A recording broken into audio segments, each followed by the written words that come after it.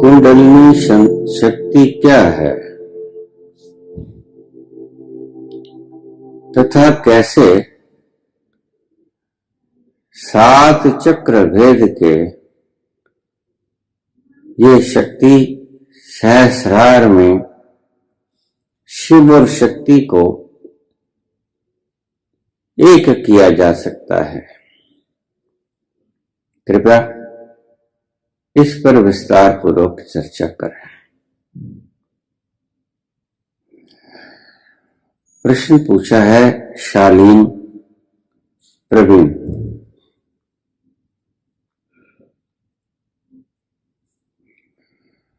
कुंडलिनी शक्ति हमारे शरीर के भीतर नाभि के आसपास मूलाधार में, मूलाधार चक्र में एक वर्ग होता है, स्क्वायर, और उस स्क्वायर के भीतर एक ट्रायंगल होती है, त्रिकोण, और वो ट्रायंगल उल्टी रखी हुई होती है। ध्यान से समझ लेना। मूलाधार चक्र के भीतर एक वर्ग होता है, उस वर्ग के भीतर एक त्रिभुज होती है, ट्रायंगल। त्रिभुज होती है उल्टी, उसका तीखा किनारा नीचे की तरफ होता है। उसके भीतर एक लिंग होता है, दंड, और उस दंड के साथ लिपटी हुई 3.5 बलेमें खाती हुई, चक्र खाती हुई, कुंडल खाती हुई यह कुंडलनी सुप्त अवस्था में लिपटी रहती है सदा ही।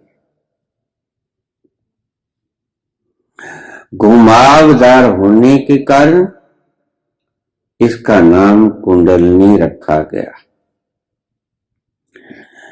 यह शक्ति अपार ऊर्जा से भरी होती है।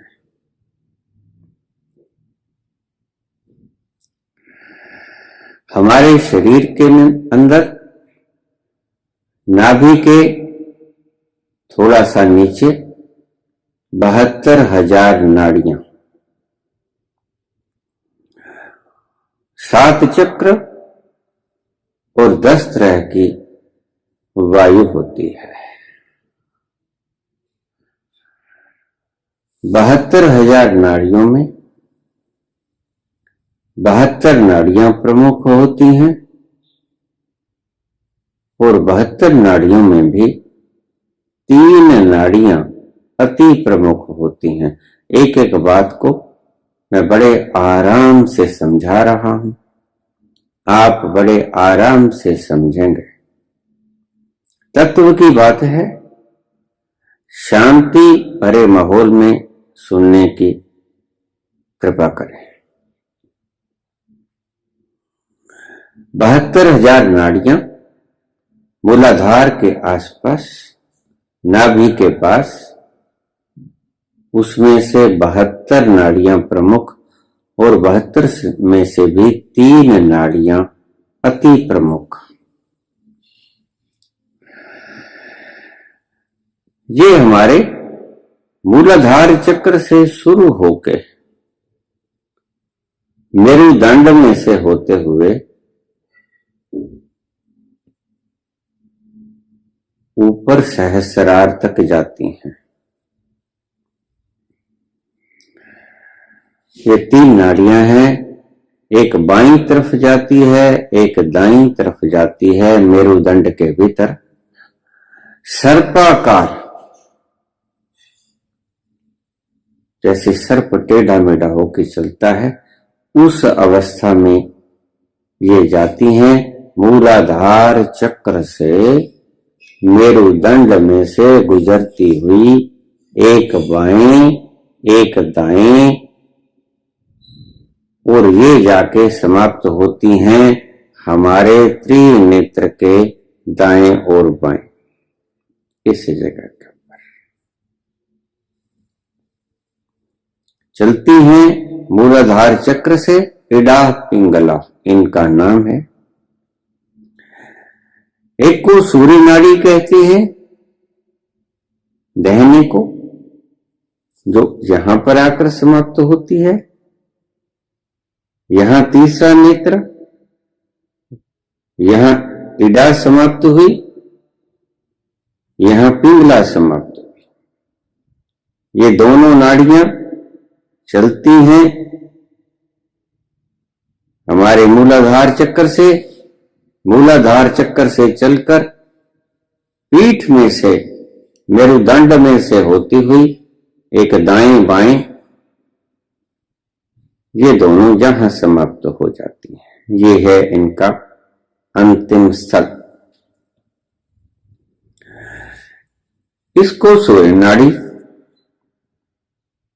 इसको चंद्र नाड़ी, इडा पिंगला। एक तीसरी भी नाड़ी है। ये दोनों नाड़ियां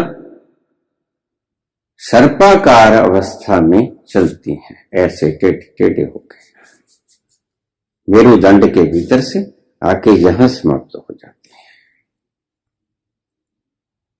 चलती है मूलाधार चक्र से, मेरुदंड में से होते हुए सर्पीली गति से आती है, दोनों समाप्त हो जाती हैं यहां इडा और पिंगला।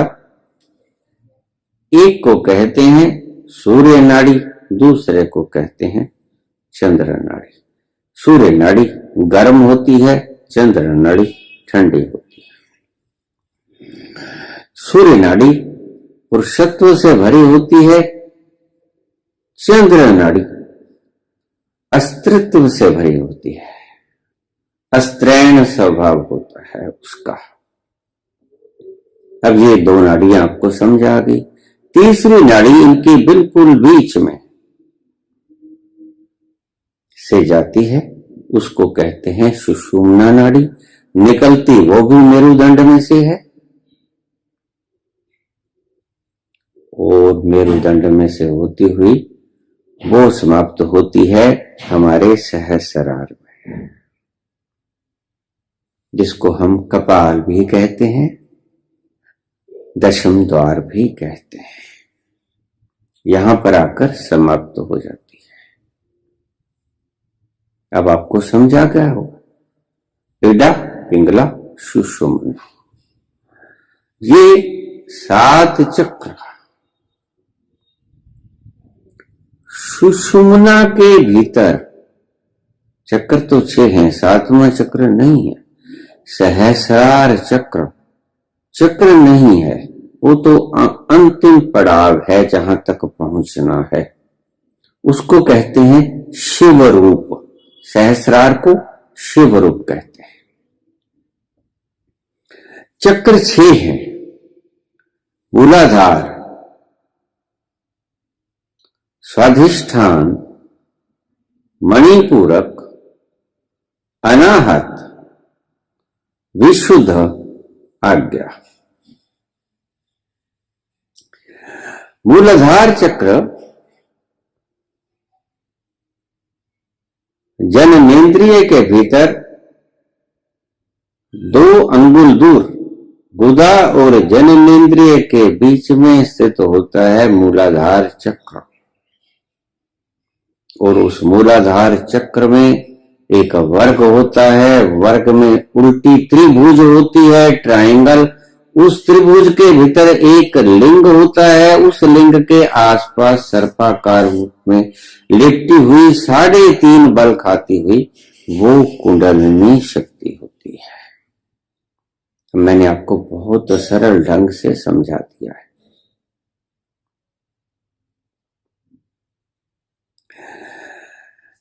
इसको जागृत करना होता है। वहीं से सुषुम्ना नाड़ी निकलती है, वहीं से सुषुम्ना नाड़ी निकल के हमारे मेरुदंड को क्रॉस करती हुई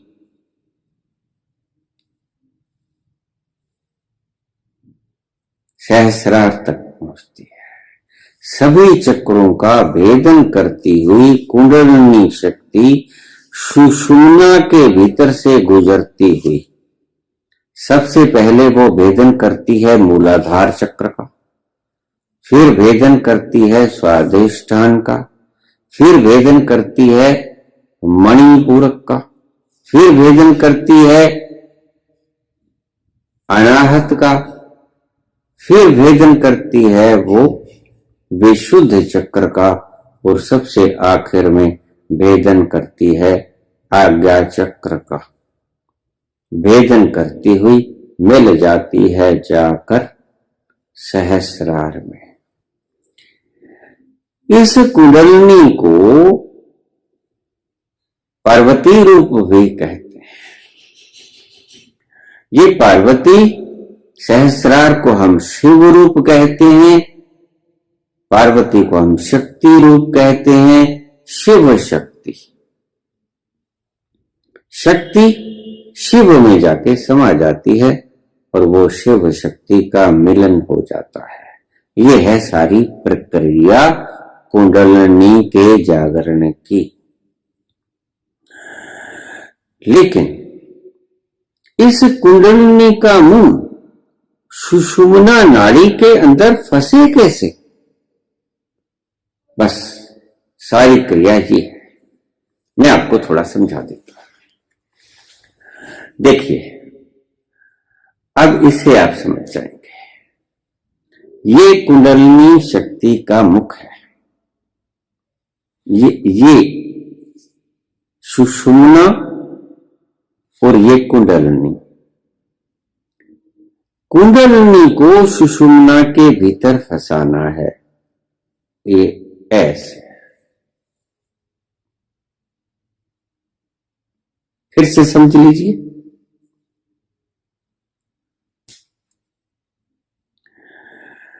ये कुंडलिनी, ये सुषुम्ना कुंडलिनी शक्ति को जागृत करके सुषुम्ना के भीतर हमने फिक्स कर देना है। जब ये कुंडलिनी शक्ति सुषुम्ना के भीतर फिक्स हो गई तो क्या होगा? ये सारी शक्ति सुषुम्ना नाड़ी के भीतर सारे चक्र भेदन करती हुई स्वादिष्ठान, मणिपूरक, अनाहत, विशुद्धि, आज्ञा, ये सारे चक्रों का भेदन करती हुई अपने अंतिम गंतव्य सहस्रार के भीतर मिल जाती है। ये इतनी शक्ति से भरी होती है कि इसका वर्णन नहीं किया जा सकता। इतनी अद्भुत शक्ति इसके भीतर विराजमान है कि आप सोच भी नहीं सकते। इतनी रिद्धियां, सिद्धियां आपकी भाषा में इसके भीतर विद्यमान है। इतनी ऊर्जा से भरी पड़ी है ये कि आप इसकी कल्पना नहीं कर सकते। ये कुंडलिनी शक्ति पड़ी है, सुप्त पड़ी है।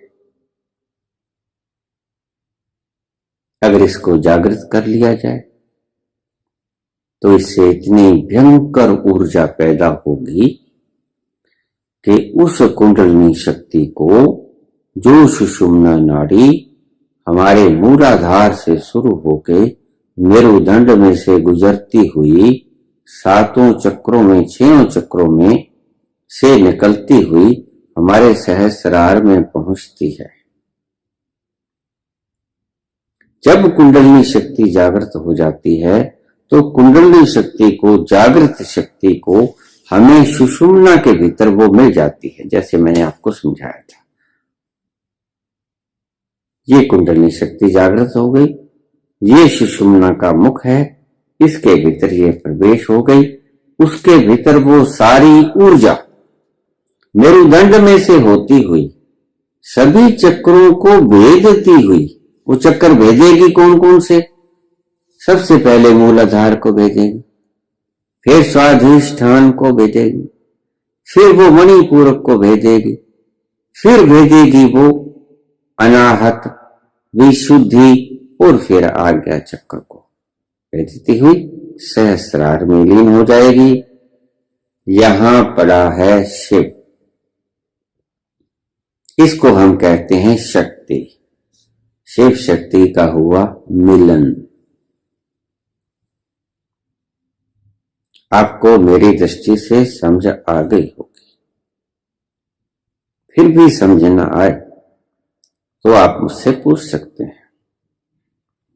सुषुम्ना नाड़ी निकलती है मूलाधार से, 72,000 नाड़ियां, उनमें से 72 प्रमुख, उनमें से भी 3 प्रमुख, ये सारी निकलती हैं हमारी मेरुदंड में से, लेकिन 3 प्रमुख हैं, इडा पिंगला दोनों, दाएं बाएं, और उसके बीच में से निकलती है सुषुम्ना, इनके भीतर से सुषुम्ना सर्पाकार स्पाइरल में। ऐसी दृष्टि, ऐसी स्थिति से, ये सर्पाकार स्थिति से ऊपर बढ़ती है।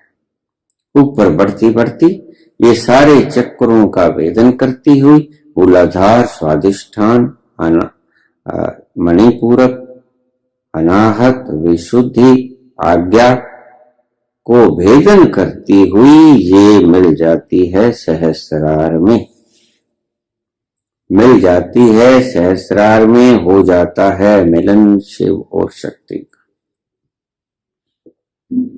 अनंत ऊर्जा से भरपूर। आजकल बड़े धर्म चल रहे हैं जो कुंडलिनी के जागरण होने के दुष्परिणाम बहुत बता रहे हैं। सब व्यर्थ की बात है। कुंडलिनी जागरण होती है, कुछ भी गलत घटित नहीं होता है। वो उसका उदाहरण देते हैं एटॉमिक पावर के साथ। जैसे सारे matters, all the matter is created by atoms. सभी जो संरचना है वो छोटे छोटे एटम से मिलकर बनी है। सारी सृष्टि उस एटम को जब तक खोजा ना गया था किसी को पता नहीं था। द्वितीय विश्व युद्ध में एल्बर्ट आइंस्टीन ने परमाणु बम बनाया, एटम बम, उसकी तकनीक विकसित की। जब उस एटम को तोड़ा गया उसके भीतर 3 तत्व निकले, इलेक्ट्रॉन, प्रोटॉन, न्यूट्रॉन। जब उस एटम को तोड़ा गया महाशक्ति का विस्तार हुआ। आग, आग, शक्ति, एनर्जी, एनर्जी। और एक छोटे से बम ने, एक छोटे से एटम ने कितना संहार किया आपको पता ही है। जब मैं दिखने वाली शक्ति एटम, एटम को आप नंगी आंखों से नहीं देख सकते, लेकिन वो है। विशेष तरह के यंत्रों से, दूरबीनों से वो देखा जाता है। जब इसकी खोज की गई इलेक्ट्रॉन, प्रोटॉन, न्यूट्रॉन को, तब वैज्ञानिकों को यह पता नहीं था कि अगर इनको भ्रष्ट कर दिया जाए, तोड़ दिया जाए, अपने स्थान से हटा दिया जाए तो इनके भीतर क्या ऊर्जा पैदा होगी, किस तरह की ऊर्जा पैदा होगी।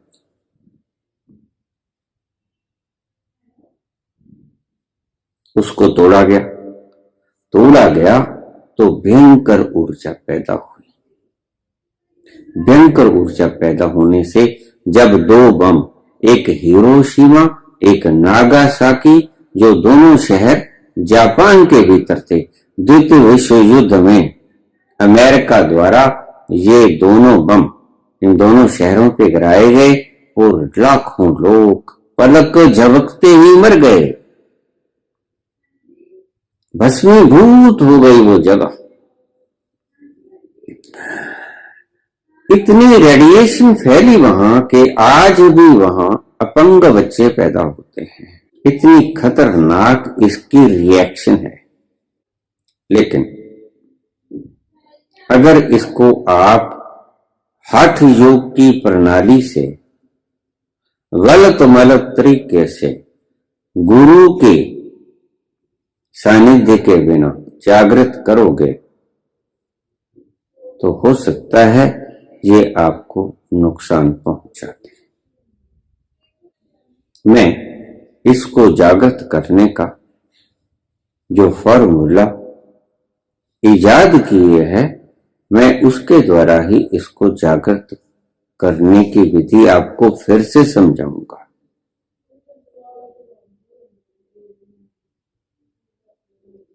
ये तो आपको समझा गई सारी संरचना। हमारे शरीर की 72,000 नाड़ियां, 72 मेन, 3 और भी मेन, इडा पिंगला दाएं बाएं, बीच में से निकलती है सुषुम्ना। सुषुम्ना के भीतर ये 6 चक्र, मूलाधार, स्वादिष्ठान, मणिपूरक, अनाहत, विशुद्धि और आज्ञा चक्र, ये 6 चक्रों का भेदन करना होता है। कुंडलिनी शक्ति को सुषुम्ना के भीतर से प्रवेश होकर और उसके बाद इन 6 चक्रों का भेदन करके 7वें चक्र में सहस्रार में मिल जाना होता है। बस हो गया शिव शक्ति का मिलन। बरसेगा आनंद चारों तरफ, महान ऊर्जा का भंडार आपको मिल गया।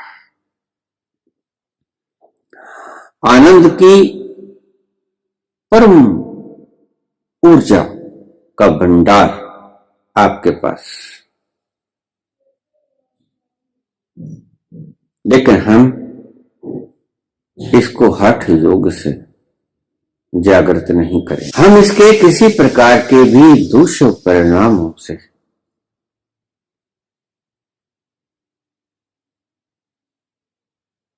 नहीं लोहा लेंगे। हठ योग से जब गुरु पहले के थे तो उन्होंने इसको गुरु और शिष्य के सानिध्य में ये क्रियाएं करवाई और कुंडलिनी को जागृत किया। मैंने जब योग की शुरुआत की, हठ योग की, यम नियम आसन प्राणायाम प्रत्याहार धारणा ध्यान समाधि का पतंजलि योग प्रदीप में जब मैं वस्ती धोती नेति गजरोली न्योली ये क्रियाएं वगैरह किया करता था और श्वास की प्राणायाम वगैरह की विधियां किया करता था और आसन वगैरह किया करता था, शीर्षासन, सर्वांगासन, हल आसन, उत्तान पादासन, हस्त पादासन, चक्रासन, न्यूरासन, ये सभी में किया करता था। उसके बाद प्राणायाम, शीतली, भ्रामरी, कुंभक, उसके बाद योग की प्रक्रियाएं हठ योग की, वस्ती धोती नेति वज्रोली न्योली, नाक से दूध पीना, ये सभी प्रकार की क्रियाएं मैं किया करता था। लेकिन मेरे पास गुरु नहीं था उन दिनों। न तो गुरु मिलते थे यहां आसपास और मेरी दृष्टि में कोई जानकार भी नहीं था जो अपने हठ योग की प्रक्रिया से कुंडलिनी शक्ति को जागृत करता है। लेकिन मैं ये क्रियाएं किया जरूर करता था, आम प्राणायाम वगैरह, शीतली प्राणायाम, भ्रामरी प्राणायाम, भस्त्रिका प्राणायाम, कुंभक, रेचक, पूरक, बहुत से आसन मैं रोज किया करता था। उसके बाद ध्यान वगैरह हुआ। ये 1976 की बात है, 26 नवंबर। मैं अक्सर शिव मंदिर में बैठा करता था।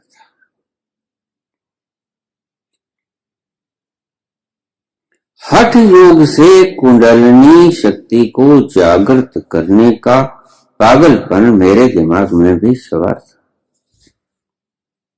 जब ऊर्जा का भंडार है, मैं क्योंकि फिजिक्स वगैरह पढ़ा, मैं जानता था कि एटम को अगर विस्फोटित कर दिया जाए, तोड़ दिया जाए, तो भयंकर ऊर्जा निकलती है। वैसे ही कुंडलिनी के भीतर भयंकर ऊर्जा पड़ी है और हमने उस ऊर्जा को एटम की तरह तोड़ना है।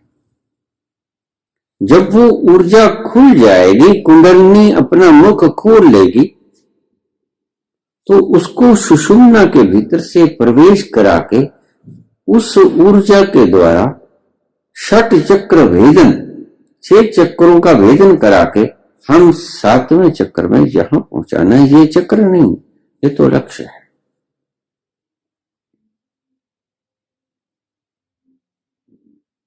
लेकिन मुझे परिपूर्ण प्रक्रिया ज्ञात नहीं थी। मैं कभी भी ऊट पटांग साधना नहीं किया करता था। ठीक आसन, ठीक प्राणायाम, ठीक सारा जो शास्त्रों में वर्णित था। कोई गुरु आ जाता, उससे मैं पूछ लेता। गौशाला मंदिर में आमतौर से कई बार गुरु आते रहते, हठ योग के, उनसे पूछकर मैं ये करता रहता। नाक से घी वगैरह पीना, नाक से दूध वगैरह पीना।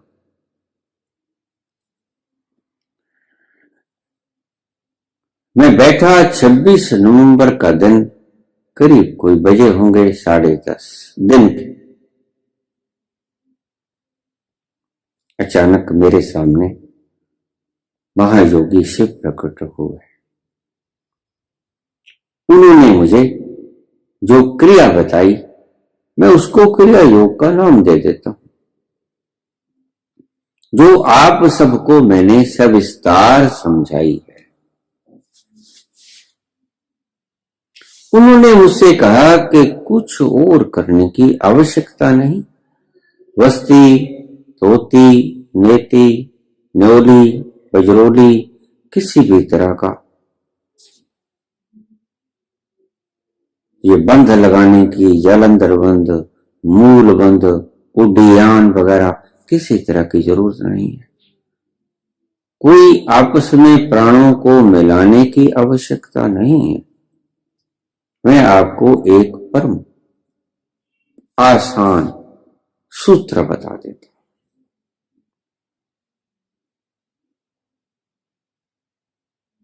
भोले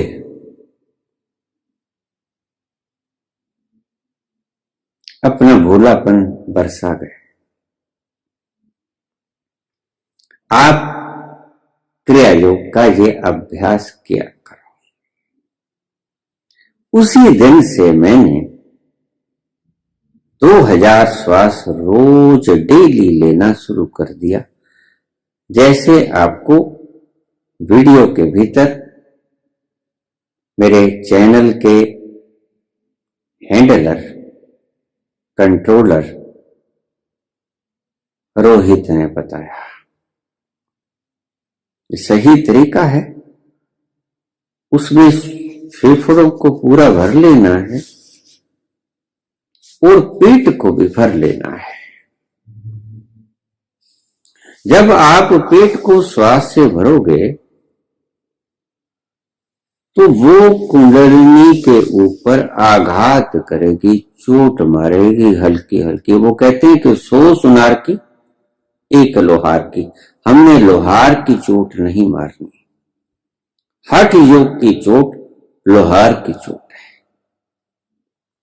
नुकसान भी दे सकती है, जैसा ये सभी कुंडलिनी योग के गुरु बता रहे हैं। लेकिन हमने नुकसान की कोई भी गुंजाइश नहीं रखी है। इस प्रक्रिया से आपको किसी भी तरह का कोई शारीरिक मानसिक नुकसान नहीं होता। तो मुझे भगवान शंकर ने आदि योगी ये क्रिया बताई, जैसे श्वास लेना नाक से, छोड़ना मुख से।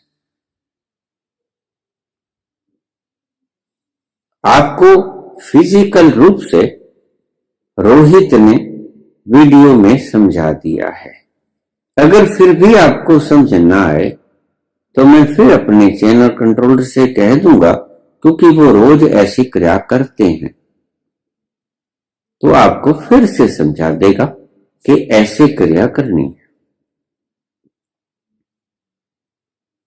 क्रिया करने के बाद पहले तो आप क्रिया कीजिए। एक बात का ध्यान रखिए, अपनी उम्र और अपने स्वास्थ्य के हिसाब से। मैं तो 2000 करता था, परम स्वस्थ था,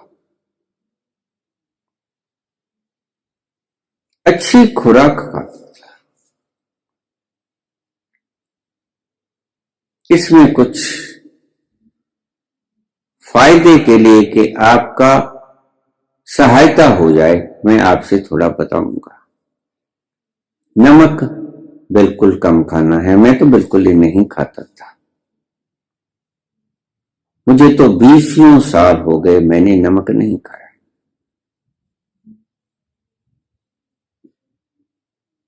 प्राकृतिक चीजों से ही नमक मिल जाता है। ईश्वर ने सब्जियों के भीतर इतनी न्यूट्रलिटी रखी है नमक की, और सभी प्रकार के मिनरल्स और एलिमेंट्स की, पोषक तत्वों की, कि उसने बिल्कुल गिन गिन के सारे तत्व डाले।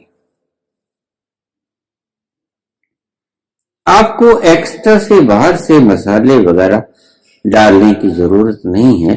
अगर आप नहीं रह सकते हो तो बहुत समाल मात्रा में आप ले सकते हो। न लें तो बहुत अच्छा रहेगा। किसी प्रकार का उत्तेजक खाना ना खाएं, नॉन वेज वगैरह ना खाएं, मांसाहार वगैरह ना खाएं,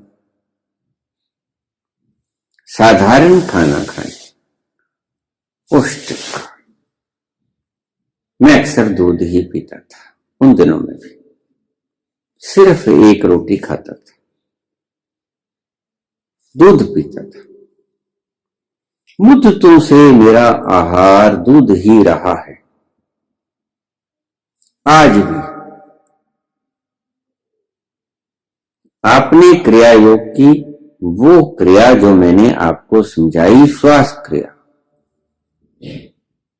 वैसे क्रिया योग नाम का की बहुत सी साधनाएं और भी बाजार में प्रचलित हैं। मैं उनके बारे में कुछ नहीं जानता, न मैंने वो कभी की है, न मैंने वो कभी सुनी है। मैं तो अपनी एक क्रिया योग को जानता हूं, जो मुझे मेरे इष्ट आदि गुरु शंकर भगवान देखे।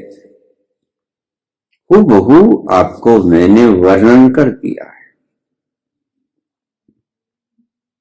बहुत से लोग मुझसे पूछ लेते हैं कि आप कोई शिविर लगा लिया करो, इस तरह की गुप्त रहस्यात्मक बातें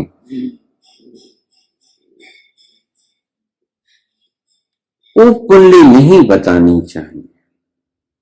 तो मैं आपको समझा दूं, इस तरह की लोभ वृत्ति मैंने कभी नहीं पाली। शिविर लगाओ, फीस जमा कराओ, लोगों से पैसे वसूलो, मैं ऐसे काम नहीं करता।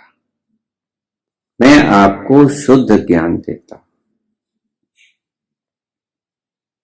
उस ज्ञान में अगर आपको कुछ समझ ना आए तो वो मुझसे फिर पूछ सकते हो।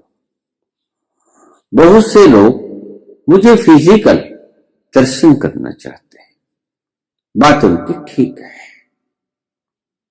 ठीक इस तरह है कि जो व्यक्ति एकांत में रहता है, अपनी आत्मा में ही स्थित रहता है, जिसे भगवान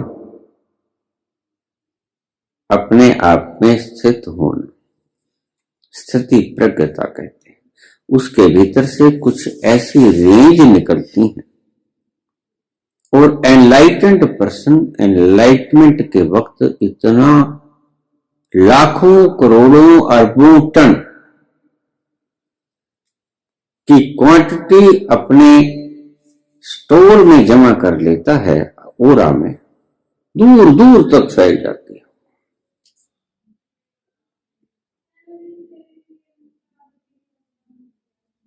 कि वो लाखों साल तक बिखरती रहती है।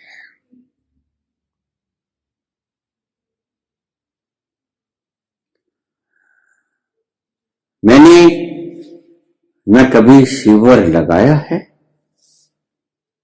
न शिविर मैं लगाऊंगा।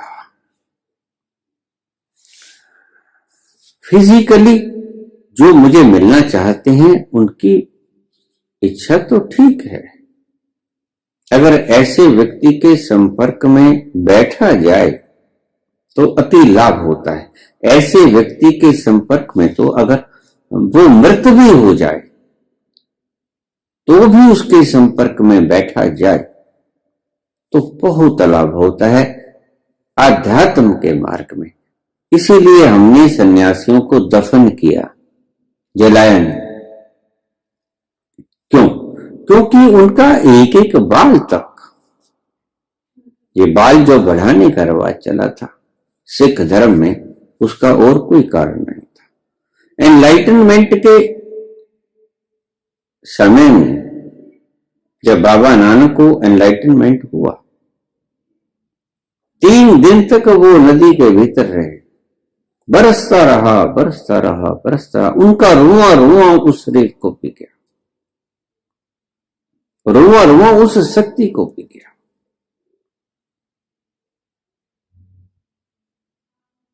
उनके पास बैठना अति लाभदायक होता है, लेकिन मेरी अपनी कुछ मजबूरियां हैं।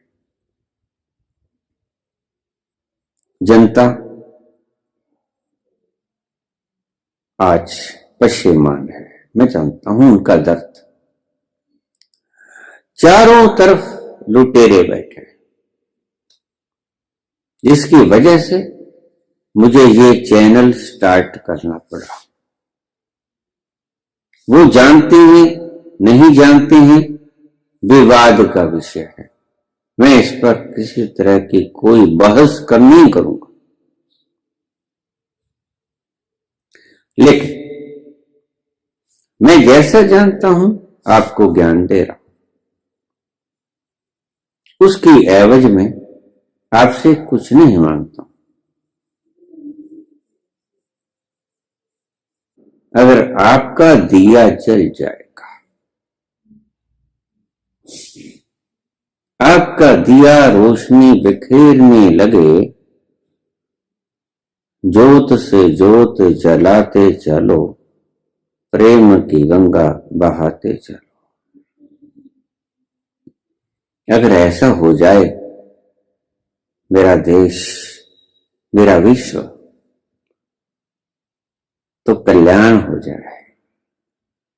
इसी कामना से मैंने ये चैनल शुरू किया और आप तक पहुंचाने का मैं पूरा पूरा आयोजन किए। बस सिर्फ आप प्रयोग कीजिए, प्रयोग करके आप क्रिया योग करते हैं, आपको आनंद आएगा, सुरूर आएगा, मस्ती आएगी, स्वस्थ हो गया, नशे धीरे धीरे छोड़ दोगे। आपके परिवार में अगर कोई नशेड़ी है, नशा करता है किसी चीज का, उसको धीरे धीरे प्रेम से समझाइए, उत्साहित कीजिए, ताकि वो रोज 100-200 श्वास लेने लगे, शायद उसका कल्याण हो जाए। क्योंकि यह भी एक प्रकार की मस्ती देता है। ये मस्ती और उस मस्ती में ये फर्क है कि जब कोई व्यक्ति केमिकल नशा करता है, ये चिट्टा काला आजकल जो चल रहे हैं,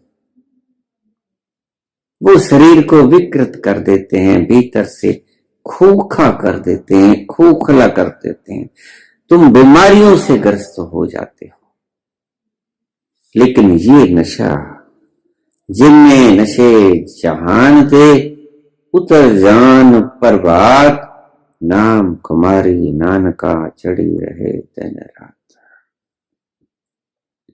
ये खुमारी ऐसी कि जैसे ही आप श्वास लोगे, आपको कुछ ही श्वासों से पता चल जाएगा लेने से कि आपके मन का बोझ हल्का होना शुरू हो गया। आनंद आएगा, मस्ती आएगी, सरूर आएगा, मदहोशी की अवस्था जागेगी, जैसे जैसे आप करते थे। 2000 श्वास में लेता था और मंदिर से घर तक लड़खड़ाता हुआ पहुंचता था, इतना सरूर चढ़ जाता था। आपको भी आएगा, लेकिन जिस हिसाब से आपके मन पर बोझ है वो काउंट होगा, और जिस हिसाब से आप ये क्रिया कर रहे हो जिस मात्रा में, वो भी काउंट होगा। लेकिन एक बात का कॉशन रखना, अगर 2 मील तक दौड़ने की आपकी कैपेसिटी हो तो 20 मील मत दौड़ लेना, फिर 10 दिन पड़ा रहना पड़ेगा चारपाई पे। अपनी कैपेसिटी के अनुसार थोड़ा कम करना। जैसे भोजन, अगर तुम्हें 3 फुल्का 4 फुल्का का भोजन की भूख है तो आधा फुल्का कम खाना। अगर लगातार आप स्वस्थ रहना चाहते हैं तो एकदम से लालच मत खा जाना, वक्त लग जाएगा। ऐसा समझ लेना कि हमने शुरू ही नहीं किया था, हमने किसी ने हमको बताया ही नहीं था। रोज करना, इसका कोई वक्त नहीं। मौसम के हिसाब से ज्यादा ठंडी बरसात के अंदर ये थोड़ा सा आप मौसम के हिसाब से करना। ऐसा ना हो कि इधर आप शरीर को गर्म किए हो क्रिया योग के द्वारा, ऊपर से बारिश पड़ रही है तो भाई बीमार हो जाओगे। ठंडी है, 0 डिग्री सेंटीग्रेड, 0 से भी नीचे है, और आप श्वास क्रिया किए जा रहे हो तो नजला, जुकाम, सिर दर्द, गला खराब, ये आपका हो जाएगा। मौसम को देखकर, ये साइंटिफिक है, आपने थोड़ी सी ठीक मौसम में इसको करना है। वक्त लेट हो सकते हो, ब्रह्म मुहूर्त वगैरह की मैं आपको स्वीकृति नहीं देता हूं, आप कर सकते हो। मैं सदा से कहता हूं, ब्रह्म मुहूर्त में जागने का अर्थ जब आप बिल्कुल फ्रेश हो जाओ, वो चाहे 2 बजे चाहे 8 बजे, मुझे कोई मतलब नहीं। ब्रह्म मुहूर्त के मैं खिलाफ नहीं हूं, ब्रह्म मुहूर्त के मैं साथ नहीं,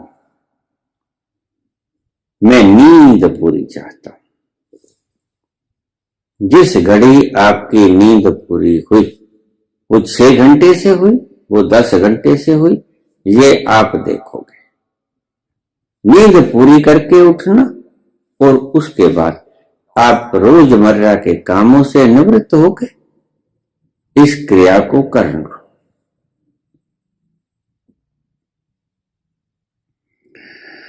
इन चक्रों के भेदन में मैं आपको बताता हूं। मूलाधार चक्र जैसे ही भेदन होगा, मूलाधार चक्र के भेदन होने पर आपको वासना का प्रभाव थोड़ा ज्यादा हो सकता है, काम वासना का प्रभाव, लेकिन आपने दूरी बनाए रखना है। साक्ष्य मूलाधार चक्र जैसे ही भेदन होगा कुंडलिनी के द्वारा आपको काम वासना जाग सकती है। उस क्षण में आपने क्या करना है, मैंने कुछ उपाय बताए हैं। चैनल बदल लेना है, ध्यान को आपने चेंज कर लेना है, वासना की तरफ से ध्यान को खींच लेना है। प्रोत्साहित करते हो आप अपने ध्यान को, इसलिए वासना को बल मिलता है। मैंने पहले भी कहा था एक प्रवचन में कि मन को शक्ति आप देते हो, मन से शक्ति खींच लो तो जैसे आपने पैडल मारना बंद कर दिया, थोड़ी दूर पर जाकर साइकिल गिर जाएगा। लेकिन आप जान जान के मन को शक्ति देते हो, पैडल मारना बंद ही नहीं करते, चाहे झगड़े से पैडल मारते हो लेकिन पैडल मारते हो। पैडल मारना मन को शक्ति देना है। मूलाधार चक्र के भेदन में आपको पता चलेगा कि कौन व्यक्ति आपके समीप आ रहा है, कौन आपके बारे में याद कर रहा है आपको। इसका जो संबंध है वो घ्राण इंद्रिय से है, सुनने की शक्तियों से।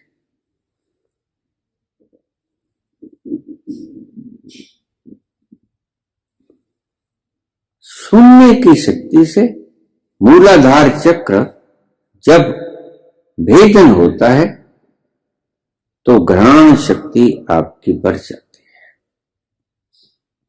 आपको दूर की बातें सुनाई पड़ सकती हैं।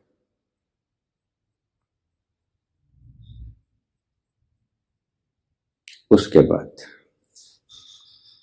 दूसरा चक्र है स्वाधिष्ठान। स्वाधिष्ठान चक्र जब जगेगा, आपके भीतर लोभ की प्रवृत्ति प्रबल हो सकती है, जोड़ने की।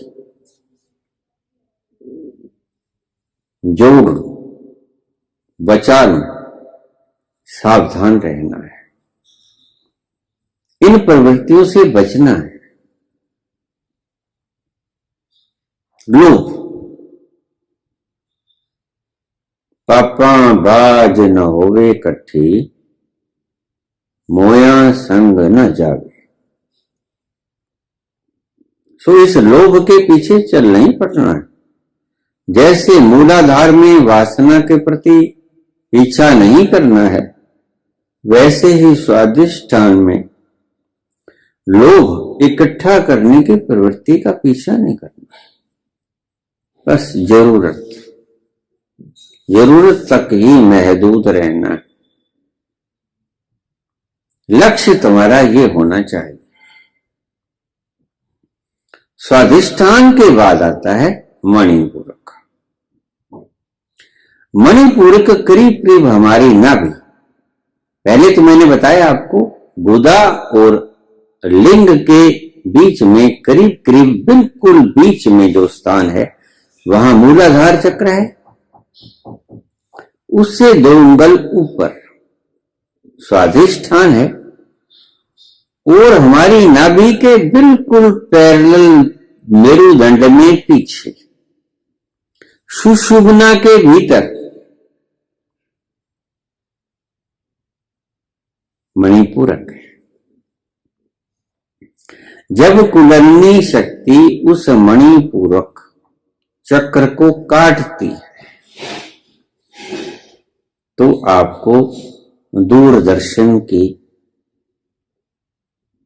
हल्की हल्की झलकें मिलनी शुरू हो सकती हैं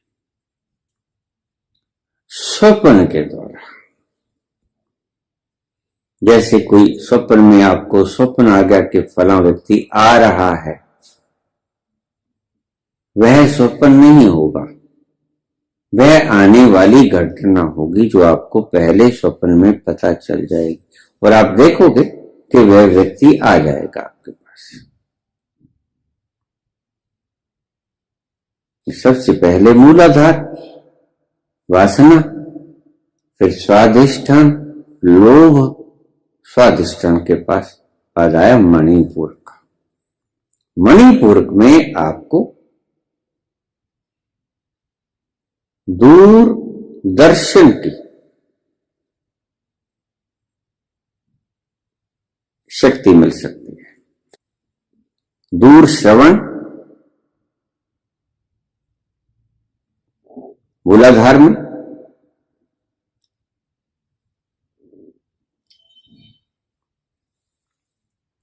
उसके बाद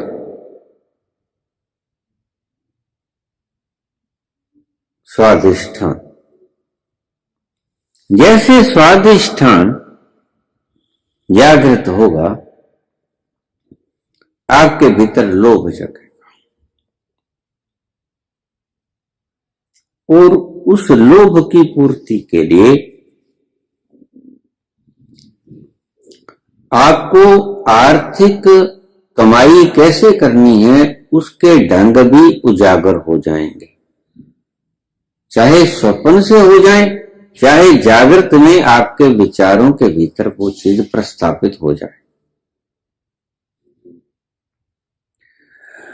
अगर आपकी आर्थिक दशा ठीक नहीं है तो आपको स्वाधिष्ठान चक्र जागृत होने तक इंतजार करना चाहिए। स्वाधिष्ठान चक्र के जागृत होते ही अगर आप चाहेंगे कि आपकी आर्थिक शक्ति ठीक हो जाए, पोजीशन ठीक हो जाए, तो वो ठीक होने लगेगी, लेकिन ध्यान रखना आपको डिमांड रखनी पड़ेगी। जैसे मूलाधार के जागृत होने पर आपको दूर श्रवण की सिद्धि मिलेगी, दूर श्रवण दूर तक। अगर आप अब 10 फुट पे सुन सकते हो, फिर आप 150 फुट पे सुन सकोगे, लेकिन वो आपको डिमांड करनी पड़ेगी कि देखें तो 150 फुट के ऊपर कौन क्या बोल रहा है।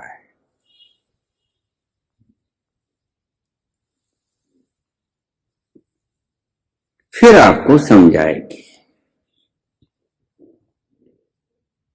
उसके बाद स्वाधिष्ठान, स्वाधिष्ठान में आपको लालच जगेगा, लोभ को अपनी जरूरत के लिए इस्तेमाल करना, परिग्रह के लिए इस्तेमाल न करना। आपको रोजगार के साधन मुहैया करने के ढंग पता चल सकते हैं, आपको स्वप्न में भी पता चल सकता है। कोई चलती फिरती रूहें भी आपको बता सकती हैं। ये चलती फिरती रूहें जो कि सिद्ध श्रेणी में आती हैं, ये कारगर होती हैं, व्यक्तियों की सहायतार्थ कई बार जानबूझ के जन्म नहीं लेती। इनके भीतर करुणा होती है और उस करुणा के कारण ये मानव कल्याण के प्रति उत्सुक रहती हैं। अगर आप विस्तार से सुनना चाहोगे तो ऐसी रूहें किसी संबोधि प्राप्त व्यक्ति की जहां वो दफन किया, वहां पर आपको बहुत मात्रा में मिल जाएंगी। ऐसी रूहें आपको वहां मिल जाएंगी। इसलिए जिसे हम कहते हैं कि यहां जाकर हमारी मनोकामना पूरी हो जाती है, किसी तीर्थ पर, किसी धाम पर,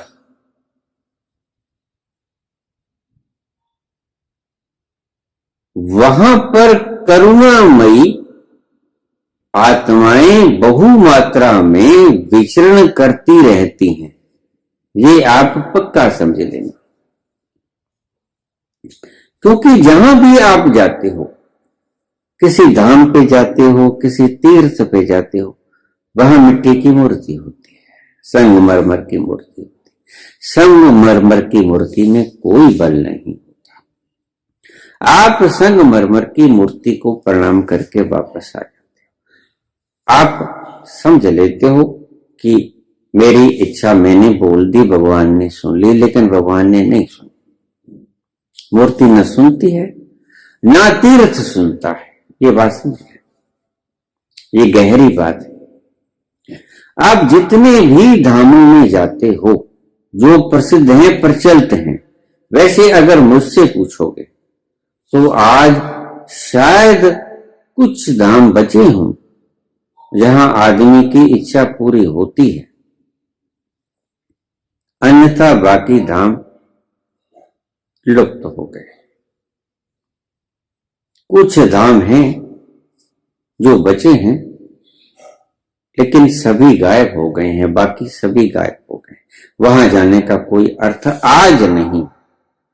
आप अगर जाते हैं तो मैं आपको रोकूंगा नहीं, जाते रहें, मैं नाम भी नहीं गिनवाऊंगा।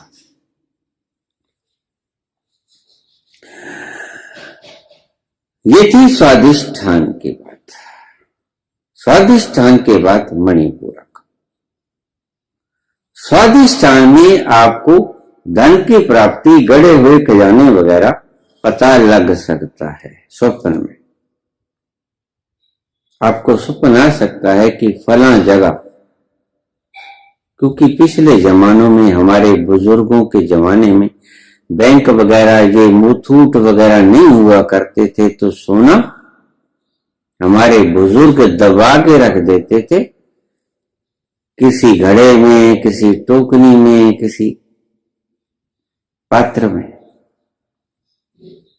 मर जाते थे, बताते नहीं थे, वारिसों को पता नहीं चलता था, वो आज भी दबे पड़े। उनका पता चल जाएगा।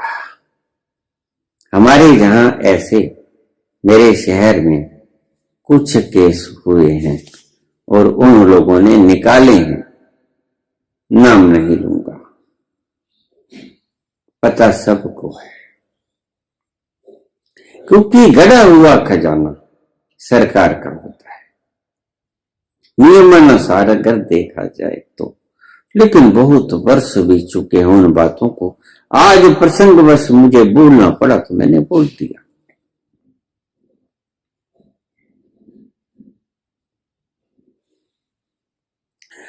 स्वादिष्ठान चक्र के जागृत होते ही आपको धन, गड़े हुए खजाने का पता चल जाएगा।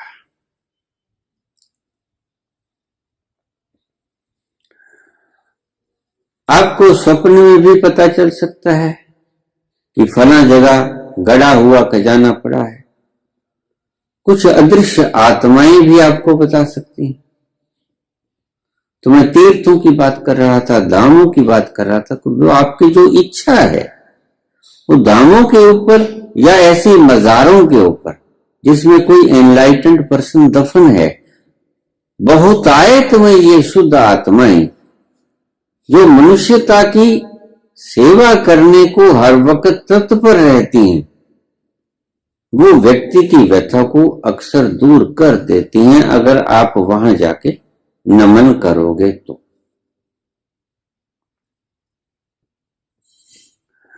धामों का या तीर्थों का या जगहों का मैं नाम नहीं लूंगा, क्योंकि इससे श्रद्धाओं में फर्क पड़ता है। लेकिन इतना मैं अवश्य आपको इशारा कर दूंगा कि तीर्थ या धामों में आज कुछ ही स्थान शेष बचे हैं जहां पर आज मांगें पूरी होती हैं और बहुतायत में ये रूहें वहां मौजूद हैं। बहुत सी जगहों के ऊपर आज आपको ये करुणावान आत्माएं नहीं मिलेंगी, इक्का दुक्का को छोड़कर।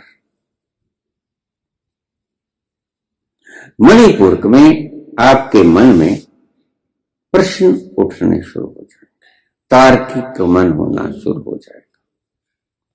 आप तर्क करेंगे हर बात को, आप वो ढंग से बात को सोचना शुरू कर देंगे, आपकी बुद्धि प्रवीण हो जाएगी, आपकी बुद्धि तर्कशील हो जाएगी। अगर आपका मणिपूरक अगर जागृत हो गया है तो आप तार्किक दृष्टि से सोचने लगोगे। ये जो लेनिन, मार्कस, माओ जैसे लोग जिन्होंने ईश्वर को इनकार किया, ये इनका मणिपूरक चक्र जागृत हो गया था, इसलिए इन्होंने समाज में इतनी विशाल क्रांतियां की। मणिपुर के आगे अनाहत आ जाता है। अनाहत चक्र वक्ष स्थल के बीच में, हृदय के बिल्कुल पैरेलल वक्ष स्थल के अंदर, पीछे मेरुदंड के भीतर सुषुम्ना नाड़ी में स्थित है। जैसे ही ये जगेगा, प्रेम उठना शुरू हो जाएगा जगत के प्रति, कविताएं उपजेंगी। अक्सर कवि लोगों का अनाहत चक्र जागृत हो जाता है। अनाहत चक्र के जागृत होने से आपके भीतर बड़ी सुंदर सुंदर कविताएं जन्मेगी। जितने अच्छे अच्छे कवि हुए हैं, इनके अनाहत चक्र जागृत हो गए थे। कविताएं उपजेंगी, उन्हें लिख लेना, बोल लेना, गुनगुना लेना। अगर आप तुरंत लिख लोगे, जैसे ध्यान में बैठे हो, आपको वो कविताएं भीतर से फूटी, उस वक्त लिख लोगे तो लिख लोगे, लेकिन बाद में याद नहीं आएगी। उस वक्त आप लिख लो, बड़ी सुंदर कविताएं आएंगी, बहुत सुंदर कविताएं आएंगी। उनके छंद बड़े सुंदर होंगे, उनके मिलान बड़े सुंदर होंगे।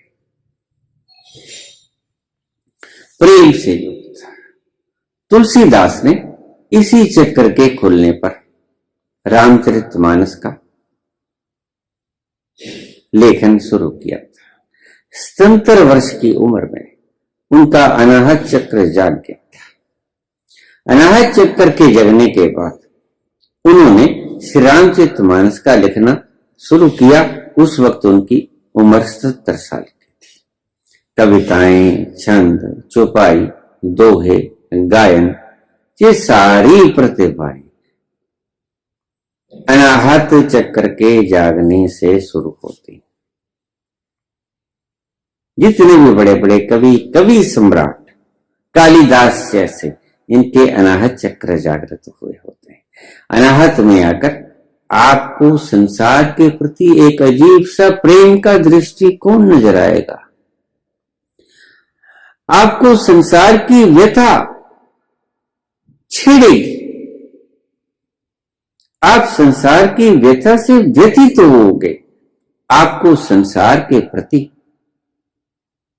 प्रेम की अनुभूति होगी।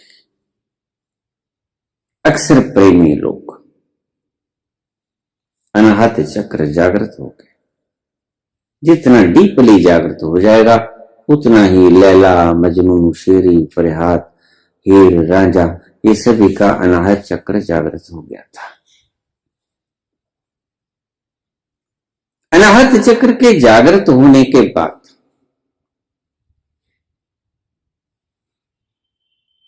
चक्र आता है विशुद्धि चक्र।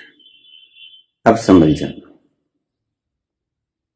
अब आप एक ऐसे क्षेत्र में प्रवेश करने जा रहे हो जो बड़ा गंभीर क्षेत्र है। अब आपको संभल संभल के कदम रखने पड़ेंगे।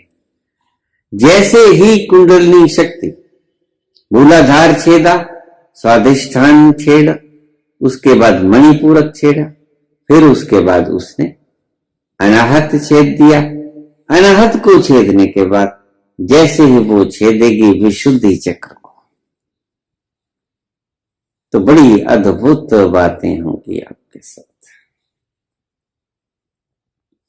सभी बातों का जिक्र करना संभव भी नहीं है, लेकिन आपको इशारे दे देता हूं। आपको बहुत बहुत सी बातें सिद्धि रूप में मिल सकती हैं, वो मैं आपको बड़ी बड़ी सिद्धियों का जिक्र कर देता हूं जो अक्सर सभी के साथ होती है। आप जो बोलोगे ठीक हो जाएगा। आपको वाक्य सिद्धि हो जाएगी। आप जो कह दोगे ठीक हो जाएगा। कई व्यक्ति को हम कह देते हैं, आपने सुना भी होगा कि ये व्यक्ति तो काली जीभ वाला है, जो बोल देता है ठीक हो जाता है, लेकिन काली जीभ वाला नहीं होता। उस व्यक्ति का विशुद्धि चक्र जागृत हो गया होता है, वह इस अवस्था में पहुंच गया होता है। कुछ गलत तरह के लोग आपका इस्तेमाल करना शुरू करेंगे, आपसे कुछ ऐसी बातें कहलवाएंगे जबरदस्ती जो आप कहना नहीं चाहोगे। आशीर्वाद दे दो, ये कर दो, वो कर दो, मेरे ये हो जाए, मेरे वो हो जाए, शत्रु नाश हो जाए, वो हो जाए, वो हो जाए। ध्यान रखना, जो कुछ भी करोगे सुफल भोगेगा वह व्यक्ति, उसका परिणाम भोगोगे आप। तो मैं बार बार कहता हूं, विशुद्धि चक्र सबसे खतरनाक चक्र है। होशियार यार जानी ये रास्ता ठगों का, होशियार यार जानी ये रास्ता ठगों का, यहां जरा नजर चूकी तो माल दोस्तों का। लोग आएंगे तुम्हारे पास, जब उन्हें देखी कि तुमने एक बात कह दी, तुम्हारी बात ठीक हो गई, दूसरी बार तुम्हारे पास आएंगे, तुम्हें बताएंगे भी नहीं और तुमसे वो बात काम करवा के चले जाएंगे। तुम्हारा नुकसान हो जाएगा। ऐसे बहुत से ठग तुम्हें मिलेंगे, लेकिन तुमने बोलना नहीं। अक्सर इस अवस्था में विशुद्धि चक्र जागृत होने के बाद आपने मौन ही रहना है। हो सके तो एकांतवासी भी हो जाना, अकेले में बैठ जाना, किसी से मिलना जुलना ज्यादा नहीं, क्योंकि बोलोगे तभी जब तुम्हें कोई मिलेगा। संभाषण भी ज्यादा ना करें। विशुद्धि चक्र में और भी बहुत सी बातें मिलेंगी आपको। अष्ट सिद्धि नवनिधि, सिद्धियां रिद्धियां ये आपको घेरेंगी। ये चक्र बड़ा कीमती चक्र है। इस चक्र के जागृत होने वाले साधक तलवार की धार पर चलने के समान जीवन हो जाता है उनका। क्यों? क्योंकि जो वो कह देंगे उसका सुफल तो मिलेगा उन व्यक्तियों को, कुफल आपको भोगना पड़ेगा। रामकृष्ण परमहंस के जीवन की एक घटना आपको सुनाई देता हूं। कोई व्यक्ति उनके पास आ गया, कैंसर से ग्रस्त था, स्किन का कैंसर था, बहुत खारिश होती थी, हर वक्त खारिश करता रहता, आगे पीछे लोगों से कहता मेरे खारिश कर दो, लोग उसके खारिश नहीं करते थे। फिर वो लोहे की कोई चीज उठा के अपनी पीठ को खारिश करता, बहुत खारिश होती, खून निकल आता, मवाद जम जाती, बहुत दुखद जीवन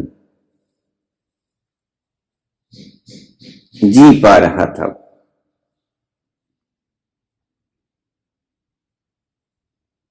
जब उसे पता चला कि रामकृष्ण परमहंस उच्च अवस्थाओं को पहुंच गया है, तो उसने रामकृष्ण परमहंस से जाके उसके चरण पकड़ लिए। रामकृष्ण परमहंस बोले वाले व्यक्ति,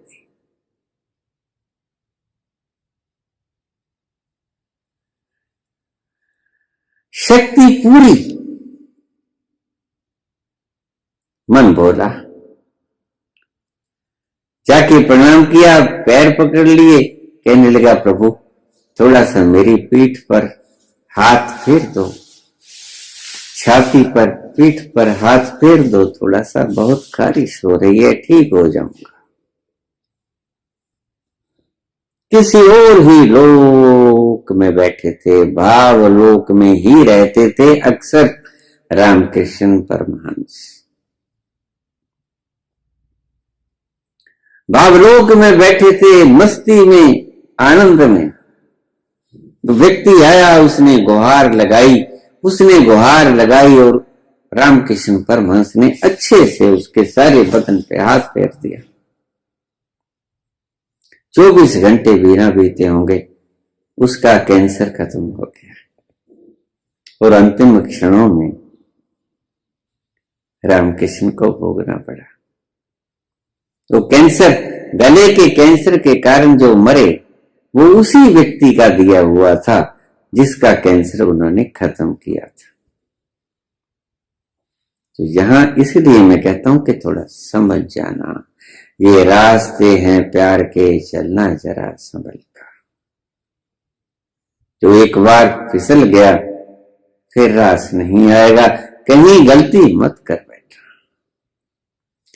इतनी ऊंची स्टेज अगर आपकी आ गई है, विशुद्धि चक्र अगर आपका कुंडलिनी ने भेद दिया है, जागृत हो गया है, कई और तरीकों से भी भेदा जा सकता है जी। अगर कुंडलिनी ने भेद दिया तो भी ठीक, अगर किसी और अवस्थाओं से, ढंगों से ये भेदा गया तो भी ठीक, लेकिन मैं विशुद्धि चक्र के जागृत होने की बात कर रहा हूं। ध्यान से भी ये जागृत हो जाता है, सिर्फ मात्र ध्यान से भी जागृत हो जाता है। ऐसी बात नहीं है कि और कोई साधन ही नहीं है, नहीं, साधन बहुत है। जैसे ही विशुद्धि चक्र जागृत हुआ तो आपने बड़ा संभल जाना है, एकांतवासी हो जाना है, मौन हो जाना है। जल्दी से किसी व्यक्ति से बात नहीं करनी है, क्योंकि देखिए, जिस व्यक्ति ने जैसा कर्म किया है भोगना उसी को बनता है, प्राकृतिक दृष्टि के हिसाब से। सारी संसार के दुख को आप तो दूर नहीं कर सकते। मैं इन दुखों से निकला हुआ व्यक्ति आपको बोल रहा हूं। मैंने बहुत नुकसान भी खाए हैं, झेले भी हैं तकलीफें, इसलिए आपको आगाह कर रहा हूं कि ऐसा काम मत करना जो आपको तंग होना पड़े। ईश्वर ने आप पे कृपा की है, आप उसका आनंद लीजिए। जब आप परिपूर्ण हो जाओगे फिर बांटना, अभी आप इससे योग्य नहीं हुए हो। विशुद्धि चक्र में तो मैं उसकी तारीफ कर ही नहीं सकता। जैसे आपको आधा ब्रह्मांड मिल गया, बस इसमें मैं बात खत्म करने की कोशिश करूंगा। आधा यूनिवर्स आप उसके मालिक बन गए हो विशुद्धि चक्र के जागृत होने के बाद। विशुद्धि चक्र के बाद कुंडलिनी भेदती है, ये आ गया चक्र। ध्यान रखना, ये जो आजकल आनापान सती योग या जो त्राटक के अभ्यास चल रहे हैं, इसके ऊपर ध्यान केंद्रित करना, भूल कर भी इन क्रियाओं को मत करना।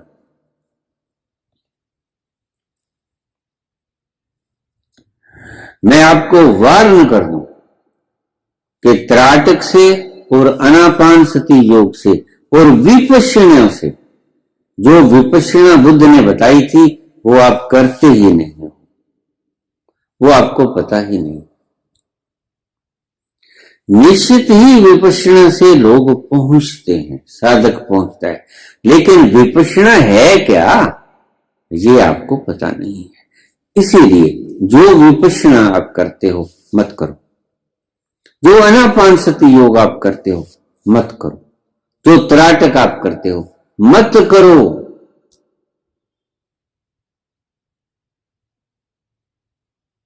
ये आपका भला नहीं करेंगी, ये आपको उलझा देंगे। उसके बाद ये आज्ञा चक्र का भेदन करेगी कुंडलिनी, तो फिर आप मालिक हो जाते हैं। भगवान शंकर की तरह तीसरे नेत्र से आप जब चाहे जो चाहे काम ले सकते हैं। इसकी शक्ति को मोड़कर, तीसरे नेत्र की शक्ति को मोड़कर आप पूर्व जन्मों का दर्शन भी कर सकते हैं।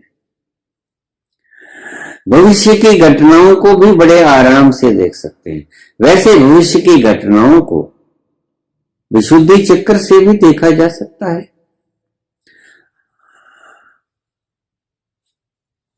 अनाहत से भी देखा जा सकता है, लेकिन वो स्वतः प्रकट होंगी स्वप्न के द्वारा, वो आपके इच्छा से नहीं आएगी।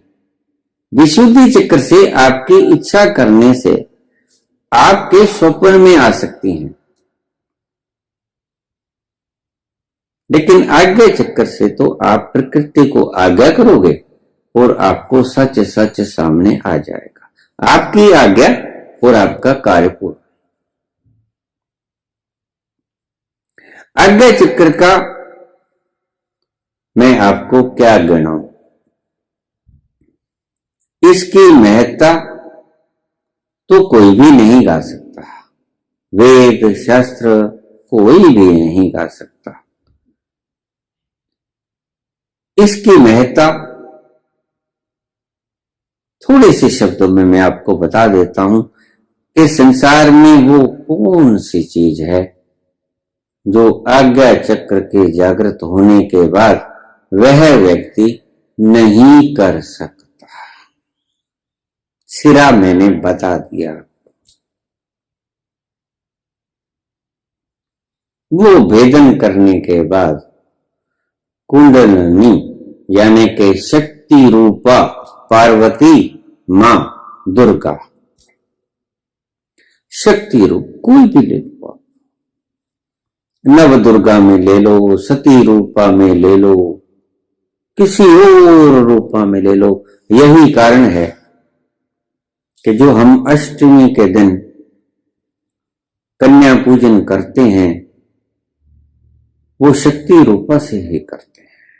ये शक्ति रूपा शिव के भीतर के सहस्रार में जाके मिल जाती है, जैसे नदी जाके समुद्र में विलीन हो जाती है। और फिर क्या होता है ये मैं क्या बताऊं। फिर आनंद की निरंतर बारिश होती है, निरंतर पैमाने छलकते हैं आपकी बिना इच्छा के।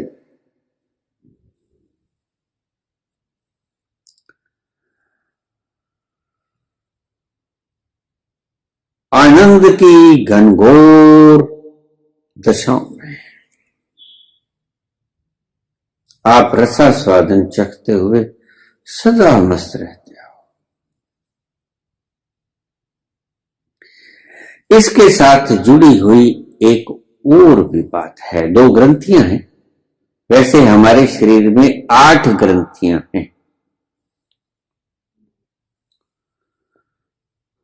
उन ग्रंथियों में, ग्लैंड्स में पीनियल ग्रंथि और पिट्यूटरी ग्लैंड, ये 2 ग्रंथियां मेन हैं। बाकी कुल मिला के 8 ग्रंथियां हैं। 8 ग्रंथियों में से pineal, hypothalamus, pituitary, thyroid, parathyroid, thymus, अन्याश, अधिवृक्क, वृषण और अंडाशय,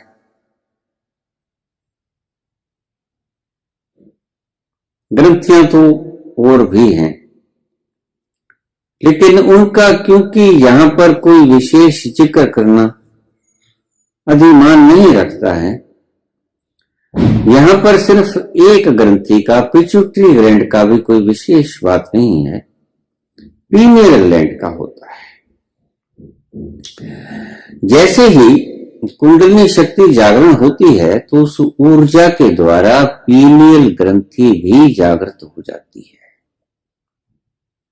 इस क्रिया योग के द्वारा पीनियल ग्लैंड भी धीरे धीरे धीरे धीरे जागृत होने लगती है। सातों चक्रों का भेदन, षठ चक्र भेदन, सातवें में मिलन और पीनियल ग्लैंड का जागृत हो जाना, ये सभी क्रियाएं पिट्यूटरी को छोड़ दीजिए। पिट्यूटरी ग्लैंड तो और चीजों से भी जागृत हो जाती है। जैसे आप आम व्यायाम करोगे श्वास के तो उससे भी जागृत हो जाएगी। जैसे अनुलोम विलोम वगैरह, इससे भी पिट्यूटरी वगैरह हो जाती है।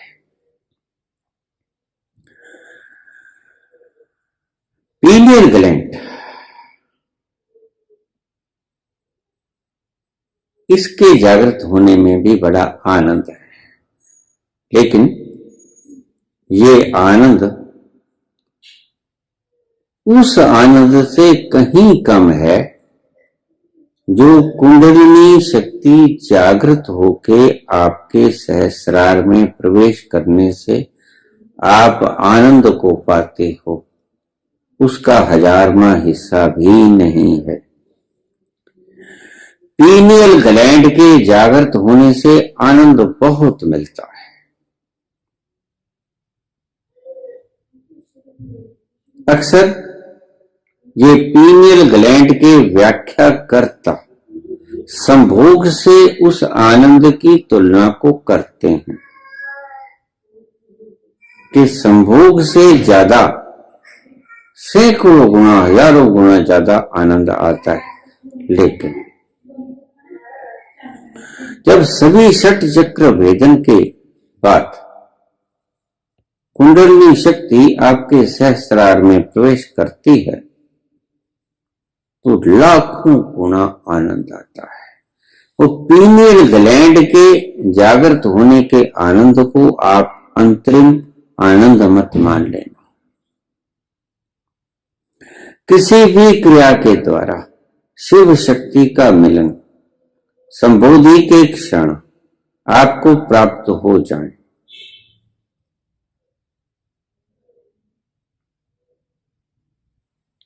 एनलाइटनमेंट को आप छू सको, ध्यान की प्रगाढ़ अवस्थाओं में जाकर सहज योग के द्वारा, राज योग के द्वारा, किसी भी अन्य साधन के द्वारा, जैसे ही आप संबोधि को प्राप्त हो गए,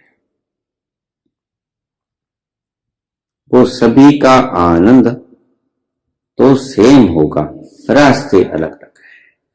पर्वत का शिखर एक, पर्वत को आपने चढ़ना शुरू किया दक्षिण से, उत्तर से, पूर्व से, पश्चिम से, हजारों दिशाओं में से किसी से भी आपने उस पर्वत की चोटी पर चढ़ना शुरू किया, यह मायने नहीं रखता। लेकिन पर्वत के शिखर पे है क्या, यह मायने रखता है। बस ये संबोधि के क्षण है, एनलाइटनमेंट है, वो आपको किसी दृष्टि से हो जाती है।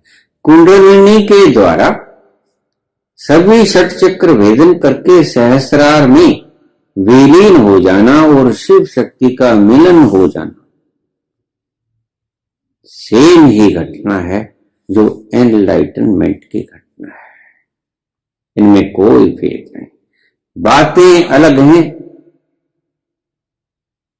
फल एक है, रास्ते अलग हैं, मंजिल एक है। मैंने मेरी दृष्टि में आपको संक्षेप से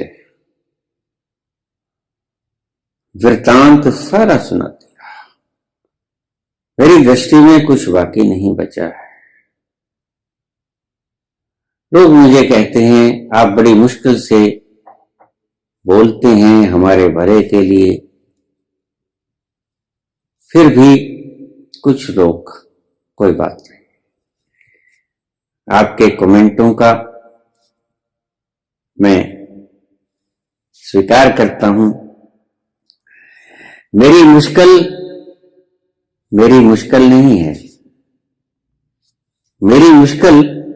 मेरी मुश्किल नहीं है, वसीला तेरी आसानी का मैं हूं। मेरी मुश्किल नहीं है, वसीला तेरी आसानी का मैं हूं। तेरी जिंदगी को आसान करने का मैं एक ढंग हूं। वसीला तेरे सुख का, ढंग तेरी खुशी का।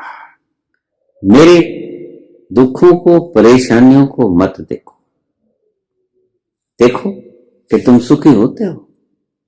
अगर तुम सुखी होते हो तो मुझे बहुत खुशी मिलेगी। धन्यवाद।